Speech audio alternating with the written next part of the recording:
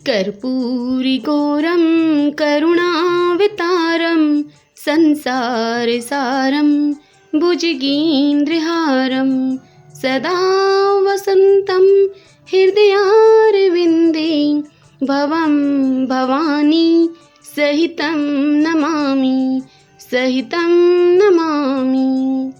भगतजनों, आज हम श्री शिव पुराण रुद्र संहिता के तृतीय खंड, जिसमें कि देवी पार्वती की कथाएं दी गई हैं, उस खंड से अध्याय 22 की कथा का श्रवण करेंगे।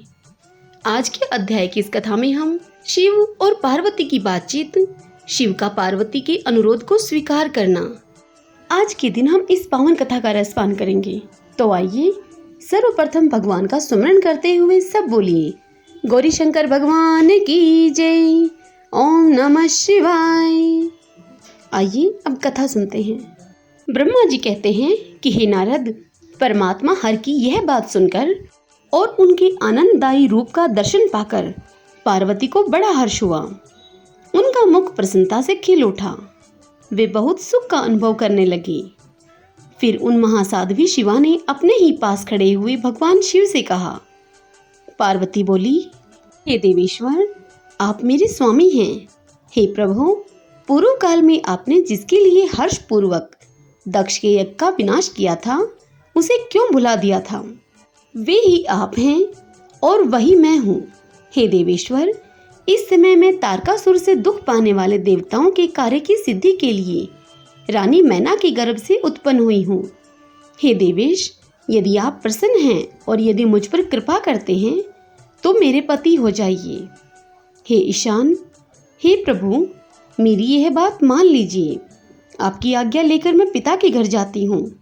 अब आप अपने विवाह रूप परम उत्तम विशुद्ध यश को सर्वत्र विख्यात कीजिए।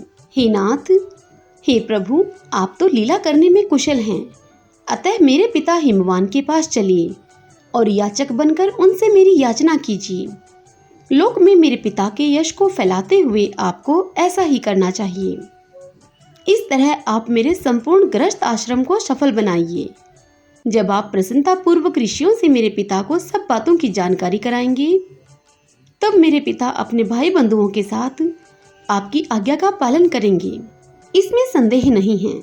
जब मैं पहले प्रजापति दक्ष की कन्या थी और मेरे पिता ने आपके हाथों में मेरा हाथ दिया, उस समय आपने शास्त्रों उक्त विधि से विवाह का कार्य पूरा नहीं किया।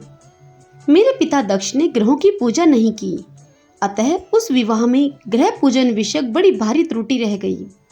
इसलिए हे प्रभु, हे महादेव, अब की बार देवताओं के कार्य की सिद्धि के लिए आप शास्त्र उक्त विधि से विवाह कार्य का संपादन करें। विवाह की जैसी रीति है उसका पालन आपको अवश्य करना चाहिए। मेरे पिता हिमवान को यह अच्छी तरह ज्ञात हो जाना चाहिए कि मेरी पुत्री ने शुभकारक तपस्या की है। पार्वती की ऐसी बात सुनकर भगवान सदाशिव बड़े प्रसन्न हुए और उनसे हंसते हुए प्रेम पूर्वक यह वचन बोले। शिव ने कहा, हे देवी, हे महेश्वरी, मेरी यह तुम उत्तम बात सुनो। यह उचित, मंगलकारक और निर्दोष है। इसे सुनकर वैसा ही करो। हे वरानने, ब्रह्मा आदि जितने भी प्राणी हैं वे सब अनित्य हैं। हे भामिनी, यह सब जो कुछ दिखाई देता है इसे नश्वर समझो। मैं निर्गुण परमात्मा ही गुणों से युक्त होकर एक से अनेक हो गया हूँ। जो अपने प्रकाश से प्रकाशित होता है वही परमात्मा मैं दूसरों के प्रकाश से प्रकाशित होने वाला हो गया। हे देवी, मैं स्वतंत्र हूँ, परंतु तुमने मुझे प्रतंत्र बना दिया। समस्त कर्मों को करने वाली प्रकृति एवं महामाया तुम ही हो। यह संपूर्ण जगत माया में ही रचा गया है। मुझ सर्वात्मा परमात्मा ने अपनी बुद्धि के द्वारा इसे धारण मात्र कर रखा है। सर्वत्र परमात्मा भाव रखने वाले सर्वात्मा पुण्यवानों ने इसे अपने भीतर सींचा है तथा यह तीनों गुणों से आविष्टित है। हे देवी, हे वर वर्णिने, कौन मुख्य ग्रह है, कौन से ऋतु समूह हैं अथवा कौन दूसरे दूसरे उपग्रह हैं? इस समय तुमने शिव के लिए क्या कहा है, किस कर्तव्य का विधान किया है? गुण और कार्य के भेद से हम दोनों ने इस जगत में भगत वत्सलता के कारण भक्तों को सुख देने के हेतु अवतार ग्रहण किया है। तुम्हें रजस्तव तमोमयी त्रिगुणात्मिका सूक्ष्म प्रकृति हो, सदा व्यापार कुशल सगुणा और निर्गुणा भी हो। हे सुमध्य में मैं यहाँ संपूर्ण भूतों का आत्मा, निर्विकार एवं निरीह हूँ। भगत की इच्छा से मैंने शरीर धारण किया है। हे शैलजे, मैं तुम्हारे पिता हिमालय के पास नहीं जा सकता तथा भिक्षुक होकर किसी तरह तुम्हारी उनसे याचना भी नहीं कर सकता। हे गिरिराज नंदिनी, महान गुणों से अत्यंत गौरवशाली महात्मा पुरुष भी अपने मुंह से देही अर्थात दो यह बात निकालने पर तत्काल लघुता को प्राप्त हो जाता है।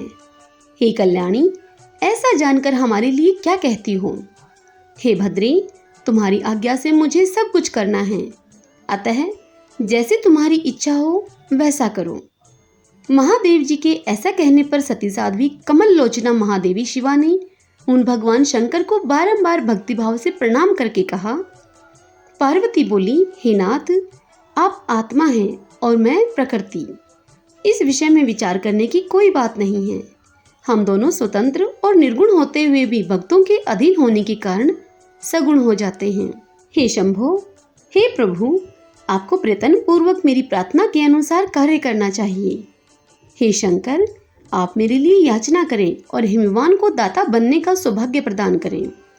हे महेश्वर, मैं सदा आपकी भक्ता हूँ, अतः मुझ पर कृपा कीजिए। हे नाथ, सदा जन्म जन्म में मैं ही आपकी पत्नी होती रही हूँ।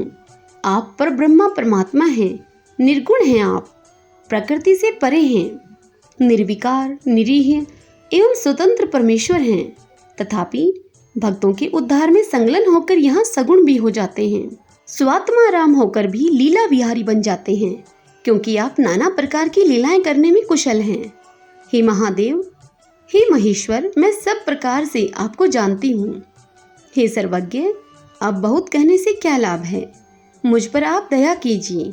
नाथ, महान अद्भुत लीला करके लोक में अपने सुयश का विस्तार कीजिए, जिसे गा गा करके लोग अनायास ही भवसागर से पार हो जाएं। ब्रह्मा जी कहते हैं कि हे नारद, ऐसा कहकर गिरिजा ने महेश्वर को बारंबार प्रणाम किया और मस्तक झुकाकर हाथ जोड़कर वे चुप हो गई। उनके ऐसा कहने पर महात्मा महेश्वर ने लोक लीला का अनुसरण करने के लिए वैसा करना स्वीकार कर लिया। पार्वती ने जो कुछ कहा था उसी को प्रसन्नता पूर्वक करने के लिए उद्यत होकर महादेव हंसने लगे। तदंतर हर्ष से भरे हुए शंभु अंतर्ध्यान होकर कैलाश को चले गए। उस समय काली के विरह से उनका चित्त उन्हीं की ओर खिंच गया था। कैलाश पर जाकर परमानंद में निमग्न हुए महेश्वर ने अपने नंदी आदि गणों से वह सारा वृतांत कह सुनाया। वे भैरव आदि सभी गण भी वह सब समाचार सुनकर अत्यंत सुखी हो गए और महान उत्सव करने लगे। हे नारद, उस समय वहां महान मंगल होने लगा।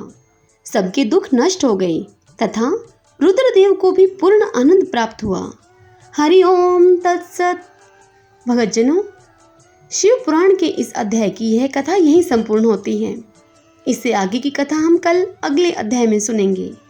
कल के अध्याय में हम पार्वती का पिता के घर में सत्कार, महादेव जी की नटलीला का चमत्कार, उनका मैना आदि से पार्वती को मांगना और माता पिता के इनकार करने पर अंतर्ध्यान हो जाना, कल हम इस पावन कथा का रसपान करेंगे।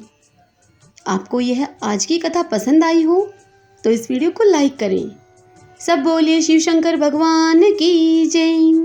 ओम नमः शिवाय।